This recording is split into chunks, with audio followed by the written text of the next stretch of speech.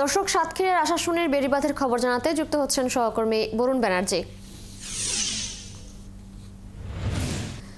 বরুণ, প্রতিবেদনে যেমনটি দেখলাম, অবৈধ নদী দখল, ভরাট ও বালু উত্তোলনের কারণে বাঁধ দুর্বল হয়ে ভেঙে যাচ্ছে।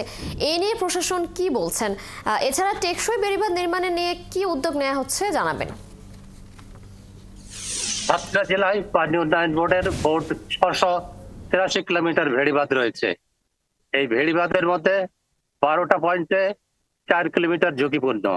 ভেড়িবাঁধের পাশ দিয়ে গড়ে উঠেছে অপরিকল্পিত মাছের ঘের।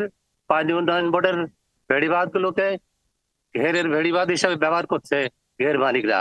এইদিকে যথাযথভাবে পানি উন্নয়ন বোর্ড ভেড়িবাঁধ তদারক করে না। পাশাপাশি ঘেরের মালিক ইচ্ছা মতো বাঁধ কেটে পাইপ বসিয়ে ঘেরগুলোকে নোনা পানিকে তোলা।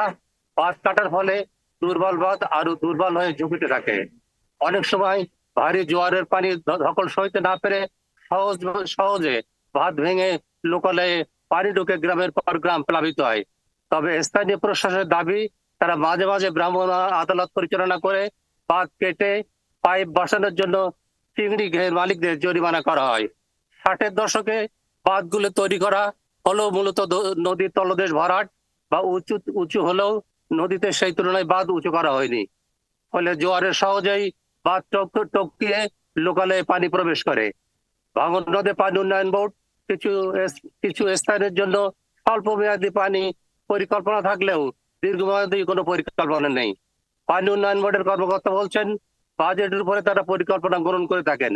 অনেক ক্ষেত্রে তারা স্থানীয়ভাবে পরিকল্পনা করে উদ্বোধন কর্তৃপক্ষের কাছে পাঠালে অনুমতি পেয়ে অনেক সময় লেগে যায়। ফলে সঠিক সময়ে অনেক ক্ষেত্রে কাজ বাস্তবায়ন করা কঠিন হয়ে পড়ে।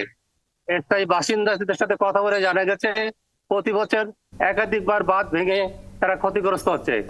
এই কারণে তারা 60 দশকের নকশা পরিবর্তন করে উঁচু ও চওড়া বাঁধ নির্মাণের পাশাপাশি কংক্রিট বাঁধ দিয়ে টেকসই ভেড়িবাঁধ তৈরির দাবি জানাইছে। এদিকে পানি উন্নয়ন বোর্ড বলছে, তারা বিশ্ব ব্যাংকের বাজেট পেলেই। বরুণ, ধন্যবাদ আপনাকে, আপনি সঙ্গে থাকুন।